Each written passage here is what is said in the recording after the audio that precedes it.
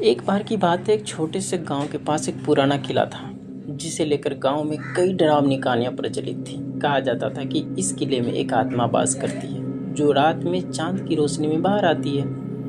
गांव के कुछ युवक इस रहस्य को जानने के लिए एक रात किले में रुकने का फैसला करते। वे अपने साथ खाना, पानी और एक दिया लेकर किले की ओर निकल पड़े।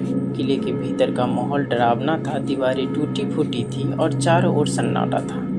रात का समय आया और उन्होंने दिए जलाकर एक दूसरे को डराने वाली कहानियां सुनानी शुरू की। अचानक एक ठंडी हवा का झोंका आया और दिए की लौ हिलने लगी। सबकी नजरें दीवार पर बने एक साए पर पड़ गई। कुछ पल के लिए सब चुप हो गए। फिर एक युवक ने कहा, यह सब हमारा वहम है। तभी एक आवाज आई, कौन है जो मुझे परेशान कर रहा है? सभी के दिल धड़कने लगे और वे पीछे हटने लगे। अचानक किले का दरवाजा अपने आप बंद हो गया। एक हंसता हुआ चेहरा दीवार पर उभरा और बोला, क्या तुम मेरी कहानी सुनने आए हो? युवक ने डर के बावजूद हिम्मत की और एक ने पूछा, आपकी कहानी सुनाइए। आत्मा ने मुस्कुराते हुए कहा, मेरी कहानी सुनकर तुम समझोगे कि डर सिर्फ एक भाव है और कभी कभी हमें अपने डर का सामना करना पड़ता है ताकि हम अपनी सच्चाई जान सकें।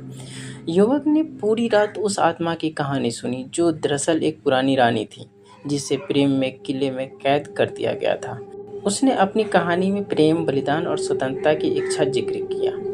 जब सुबह हुई, युवकों ने आत्मा का धन्यवाद किया और किले से बाहर निकल आए। उन्होंने समझ लिया था कि डर और सस्पेंस के पीछे असली कहानी की एक दुनिया होती है जो हमें जीवन की सच्चाई से परिचित कराती है। उस रात ने उन्हें सिखाया कि कभी कभी हमें अपने डर का सामना करने की ज़रूरत होती है ताकि हम अपनी ताकत को पहचान सकें।